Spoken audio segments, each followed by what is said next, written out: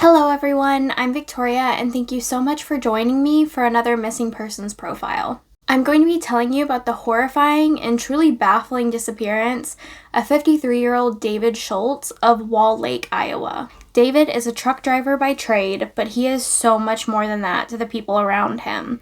He is a loving and devoted husband and father whose family means everything to him.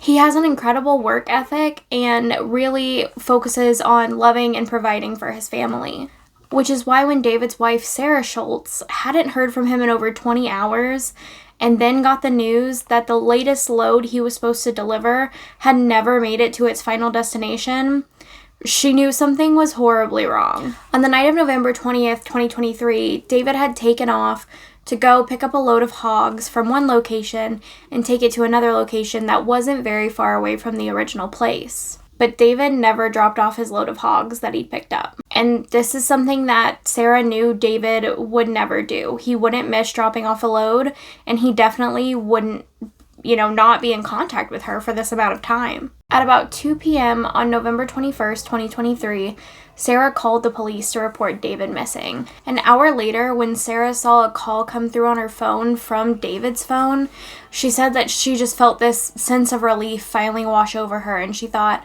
oh, there he is. But sadly, it wasn't David calling. It was a police officer who'd found his semi-truck, which had his phone and wallet still inside, which was how she was able to give Sarah a call from David's phone. Sarah Schultz pulled up to an eerie scene in the middle of the road. Her husband's hog truck found loaded with pigs, but missing its driver. David Schultz's phone and wallet were left inside, but David was nowhere to be found. I got a phone call from Dave's phone, and I thought, oh, there he is. But it was a female officer saying that they found the truck, they found the phone, they found his wallet, but they can't find him. David's truck had been found on a rural highway in Sac City, Iowa, still full of that load of hogs he'd just picked up. His truck was only 10 miles northeast of the livestock dealer where he was supposed to drop off this load at. Now, when his truck was found, it wasn't running, but it was parked in the middle of the 2-lane highway. It was parked in the middle of the northbound traveling lane. Inside the truck, police found his phone and his wallet, and there was nothing missing from his wallet. Later on, it was shared that some of his items had been found outside of the truck too, in a nearby ditch. One of these items has been confirmed by family and police to be his jacket. David's family tells KTIV that some of his items were discovered in this ditch right here, right across the street from where his truck was found. The family says one of those items was his winter jacket.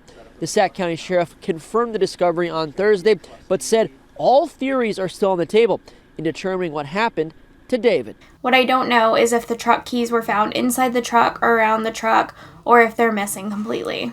What I think is the oddest detail to me about the description of how his truck was parked, what was found in the truck, and all of that, is that his truck was found parked going northbound whenever it should have been going southbound to get to the dealer that he was supposed to be dropping this load of hogs off to. Massive searches for David have been launched over and over again in the weeks since he's been missing. And in those weeks, hundreds of people have volunteered, and they've searched over 100,000 acres for him. During this time, a more clear timeline of David's last movements have emerged, and police have shared some of that timeline with the public. David left his home at around 7 p.m. on November 20th to head to a hog confinement center in Eagle Grove. He would be supposed to pick up his load there and then take it to Sac City. Now, from Wall Lake to Eagle Grove, it seems like it would have taken about an hour and a half in a car based on Google Maps, and I know this would differ in a semi-truck, whether it's stopping at stoplights. They take a lot longer to get up and going. They tend to be able to travel at, slower speeds. Sometimes there's different surface road restrictions that they can take. So all of this can contribute to the trip taking longer. And that's why I really wish I knew when David had been expected to arrive at this confinement center, because when you hear it from police in this timeline, they said that he arrived late to pick up this load. And after they'd loaded up all the hogs, which I also don't know how long this process usually took. I wish I knew that as well. He finally was able to leave at 10:50 p.m. and he was the last truck out of this confinement center taking the last load of hogs. I seriously have a lot of questions about this timeline because I'm kind of trying to piece together his movements, but nobody else seems to really be talking about it, and, police aren't offering up any more information, so they must feel like whatever they've found, whatever they know, isn't that important to know, why he may have been late. Maybe he just was slow getting there. But that's just, I feel like I have a lot of questions, and I can't answer any of them. So David leaves the center at 10:50 p.m. and at about 11:15 p.m., seen on security footage at an MM126 truck stop in Fort Dodge. And he would be at this truck stop for about 16 minutes before getting back on the road. The last time cameras belonging to the Department of Transportation spotted him was as he was heading west on Highway 20 right after this stop. I do want to say, based on just one report I found, there may be some issues with the security footage that's being mentioned, but police have stated that David's cell phone data does back up this timeline that they're sharing. So they have it corroborated from two sources that this was the timeline he was on, and these are the stops he made. And now, on the morning of November 21st, around 12:18 a.m., so just about an hour after stopping at that truck stop, cell phone data shows David arriving to Highway 20 and 71. And the next detail we have is that he would then be heading north to the location where his truck would be found. Police have shared that they believe his truck may have been there since about 12:40 a.m. So remember, he needed to go south to drop off these hogs, but at this point, this is when he ended up going north again, back towards where he came from without ever dropping off that load of hogs. And his truck was stopped, and they believe his truck could have been there since 12:40 a.m. And it wouldn't be until 3:04 p.m. on the 21st, over 14 hours after his truck may have been parked, that a Sac County secondary road employee reported to the Sac County Sheriff's Office that a tractor trailer was parked in the road and it had been there since early that morning. We also know that based on surveillance footage of what should have been his destination, that livestock dealer, that David and his truck never arrived there, which we could assume based on the load of hogs still being there, but we know based on security footage that he definitely never came. And those details are really the only details we have of David's movement in that short time frame between when he left his house and when his truck appeared to have been abandoned in the middle of the road. And in that 6-hour window between the night of November 20th to the very early hours of the morning of November 21st, David just disappeared. And since the official discovery of his truck at 3 p.m. on the 21st, there have been so many massive searches for him. As I said, I think there's been over 250 volunteers, and they've searched over 100,000 acres in several different counties. They've searched parts of Calhoun, Sac, Webster, and Wright counties, and there have been a ton of groups involved in these searches. There's the Sac County Sheriff's Office, the Lakeview Police Department, and the Iowa's Division of Criminal Investigation. There's also a nonprofit group helping with the searches called the United Cajun Navy. They've had, foot searches, canines, planes, drones. I mean, they have truly searched all over this area. Now, there have been many tips and even some rumors called in about David, and police have been able to rule a few of them out, and so I'm going to share those with you here. There was a tip called in that a man named David Schultz bought a one-way plane ticket from Minneapolis, Minnesota to Phoenix, Arizona on November 21st. Now, I did look it up. From Sac City, Iowa, where David's truck was found, to the Minneapolis airport is about 4-ish hours by a car, so it was doable for him to get there, but that doesn't really matter because police were pretty easily able to rule out that it wasn't him. The Iowa Division of Criminal Investigation and the Minneapolis Airport Police both confirmed through video footage at the plane's gate and with the ticket information that this was not the same David Schultz. Additionally, the Iowa DCI stated that according to a forensic search of David's phone, he has not legally gone through a U.S. border crossing. They've been able to rule out some of these tips that are being called in, and unfortunately, some of these searches around where the truck was found have had to slow.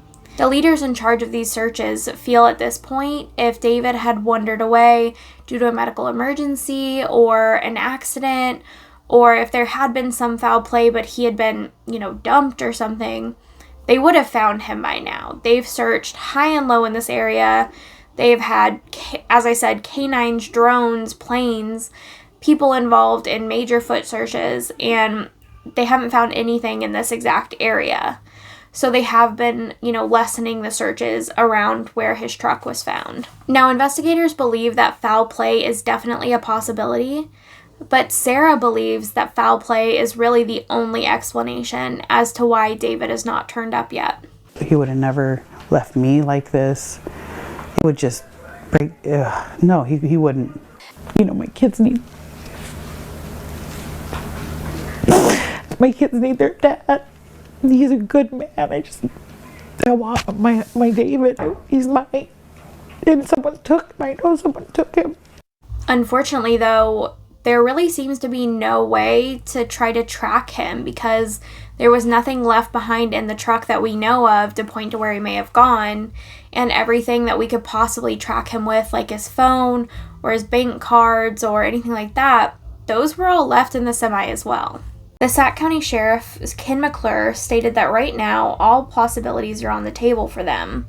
As if there was some sort of nefarious act against Dave, whoever's responsible for that is watching. So we try to limit, what we give out publicly. That statement leads me to believe that investigators do know more than they've shared publicly, and they're just holding back some information for the sake and integrity of the investigation. The Sheriff's Office has sent out about a dozen search warrants, subpoenas, and preservation letters regarding phone records, bank records, and social media records, according to reporting by KTIV. But now, that's really all we know about what happened to David. David is still missing, and his family is totally devastated. Sarah is quoted as saying, "Because I feel like I'm in limbo, like I can't go forward, can't go backwards. We're just stuck here, waiting and wondering." So please, everyone, everywhere, but especially in Iowa, please keep your eyes open for David Schultz. He's 53 years old, 5'11", and 180 pounds. He is white, and he has brown hair and brown eyes. On Monday, Sheriff Ken McClure said something to KCCI that I think is true about every case while requesting information about David. Even the silliest piece of information they think they may have may be just that little piece of the puzzle that we need to move forward or open up a lead. So please, if you believe you have any information about David Schultz's whereabouts or his disappearance, please call the Sac County Sheriff's Office at 712-662-7127. After researching this case, I feel like I still have a lot of questions.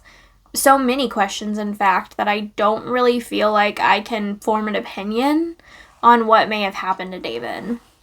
And honestly, I don't really want to even try to guess at it.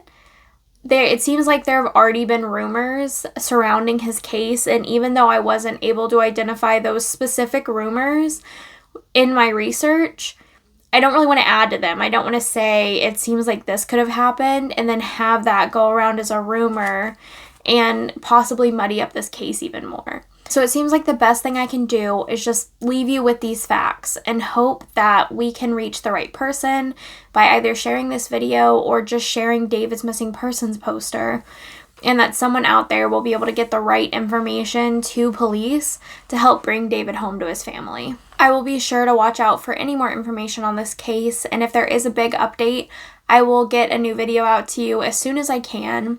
And if you don't see a new video out, but you're wanting to look for any updates, you can just click on this video again and you'll be able to find any updates, big or small. Maybe I just haven't had time to put a video together yet. All of that will be in a pinned comment in the comment section down below. And for now, that's all I have for you. Thank you so much for watching. Stay safe, and I'll see you next time. Bye.